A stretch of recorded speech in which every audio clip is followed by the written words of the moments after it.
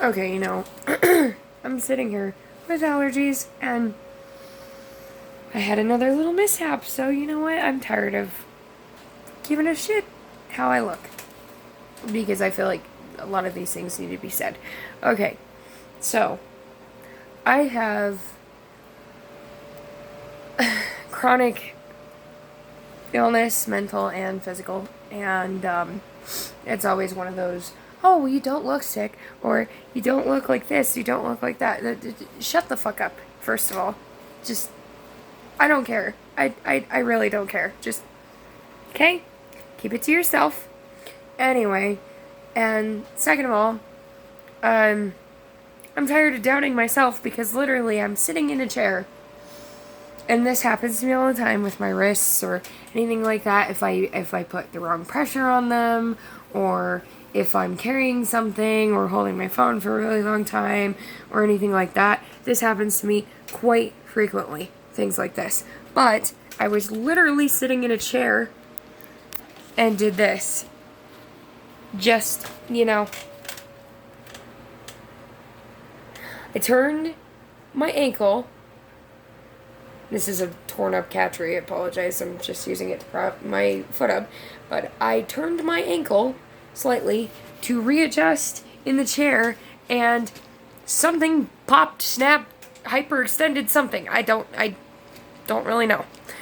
I never really truly know, because whenever I bring these issues up to my doctor, it seems like they just think I'm absolutely crazy. So that's always nice. To be treated like you're crazy and everything, love that for me. But no, I want to talk about, like, fibromyalgia.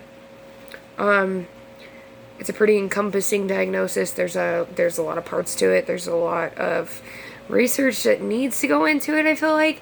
And also there's a lot of diseases and illnesses that it can mimic. So it's always really good to get tested for things like lupus and Lyme disease if you're diagnosed with fibromyalgia. And I've been fighting with my doctors about this. So, that's always fun because, again, you have mental illness and chronic pain. And seemingly if you're, I don't want to bring up the sexism in medicine or the inequalities in like men's mental health versus women's physical health and this, that, and the other, like women's pain management versus men's pain management, or the way men and women are perceived for seeking different types of medical care. I don't want to get into that in this video because that's going to be a whole ass other thing. But, and of course, cite your sources. It's always a good idea, so people don't come for you, and you don't look like you're just trying to be some useless wiki page.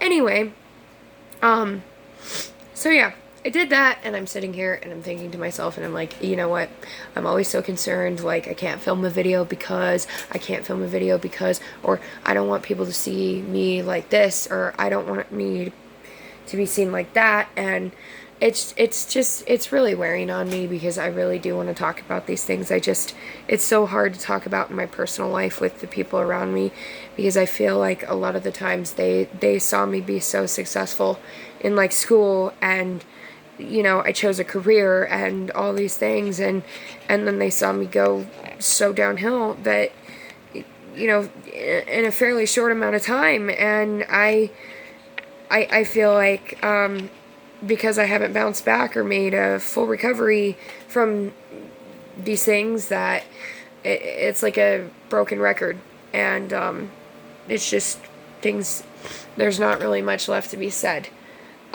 between me and said members of my close inner circle. So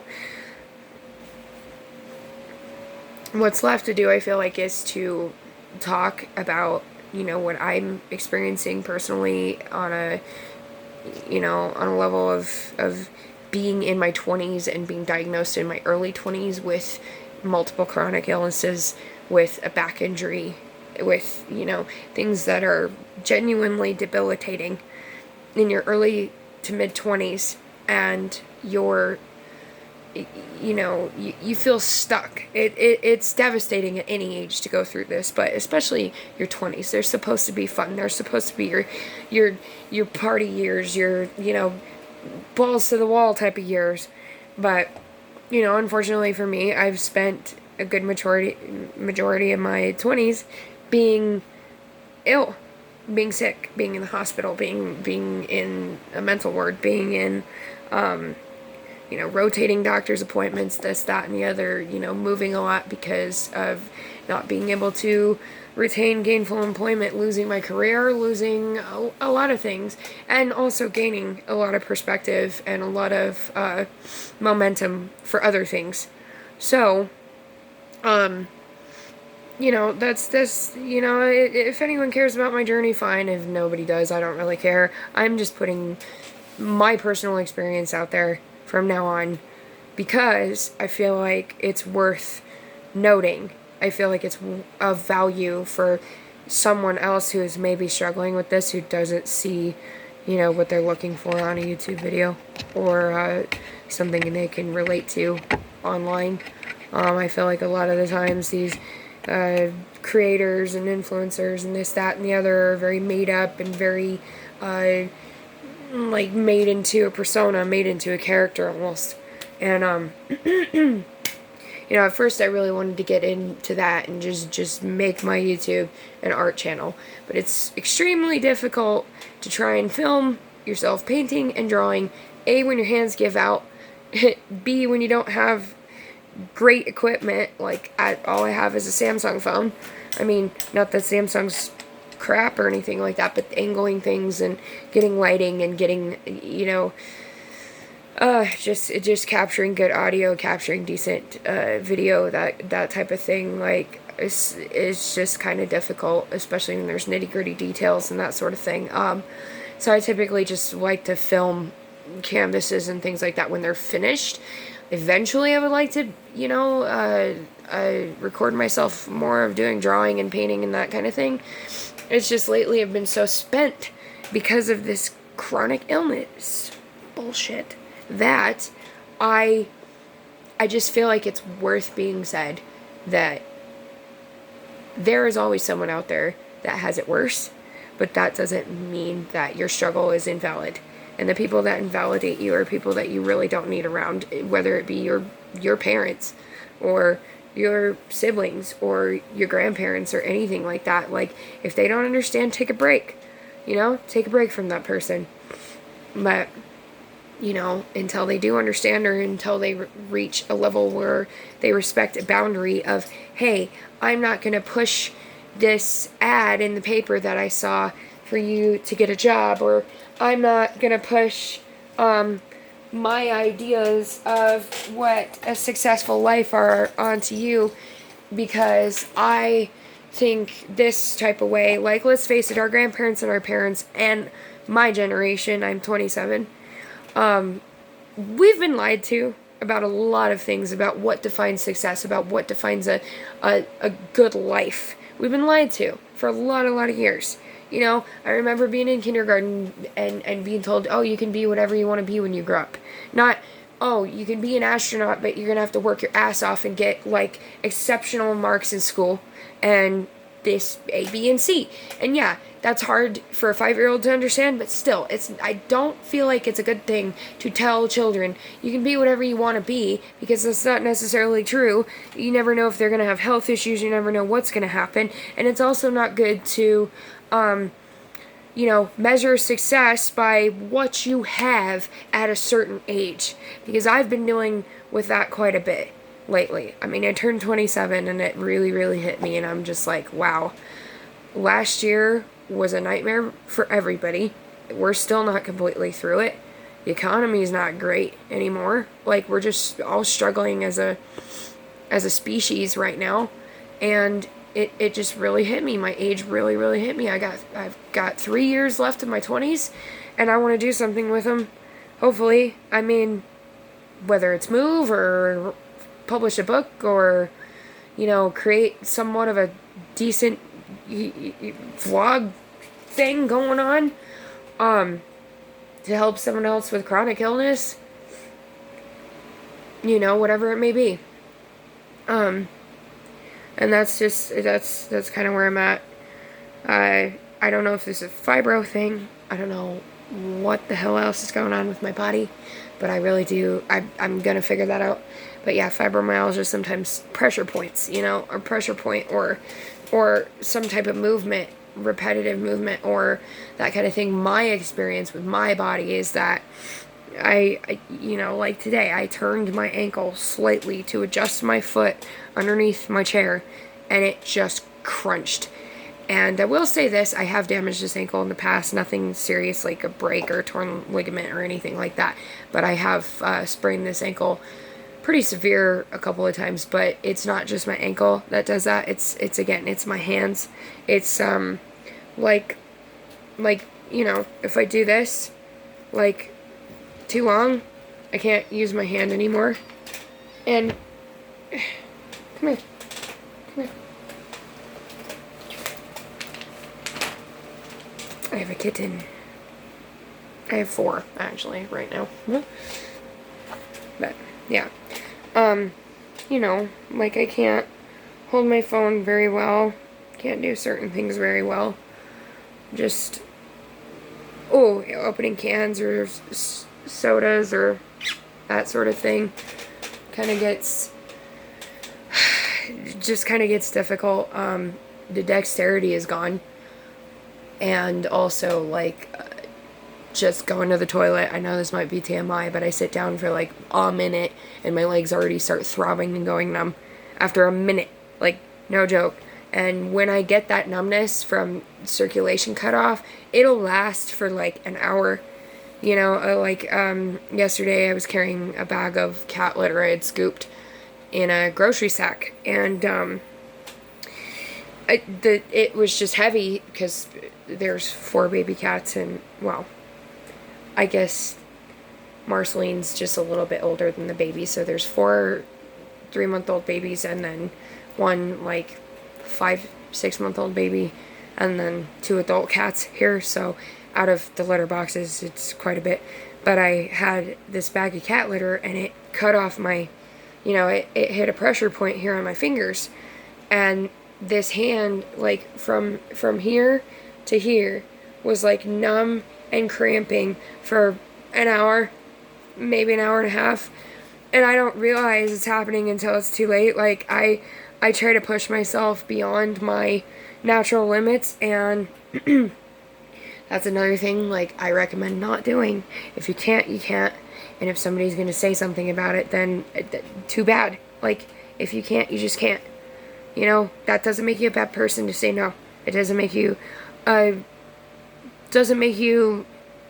anything to say no. No is a complete sentence, and if you have to say no for your own well-being, your mental or physical health, say no. Please, for the love of whatever God you believe in, whatever you don't believe in, it doesn't matter. For the love of you, for the love of yourself, for the fact that you are your own being and there is only one of you, do not sacrifice that for other people who don't understand that, hey, no, I can't drive 10 minutes to the store because I can't see straight. Or, you know, my foot's numb, so I might not be able to hit the brake. That kind of thing is dangerous. People don't seem to understand. So, you know, again, my hair's faded out, but I don't even dye my hair that much. That's another thing. People are like, oh, how do you dye your hair? Well, guess what? I don't dye it all that often, and you want to know why? Because it hurts my arms to be up like this for too long. So this is faded. You can obviously see my roots. My hair is extremely dark, so bleaching is super hard. But of course, I'm not gonna go to a salon and pay the extreme kind of amounts of money you would have to pay. I can't afford it anyway. I'm, again, chronically ill, so, you know, and have debilitating conditions, so I wouldn't have the money even if I wanted to go, even if it was easier for me. But I you know, I mean, just craziness. But yeah, things like this. I don't do my hair that often, and so it bothers me. I don't like leaving the house. I don't like, you know, if I can't do my makeup, I can't do my hair, that kind of thing. I've always been, you know, really self-conscious kind of thing. Not self-conscious, I don't know, like,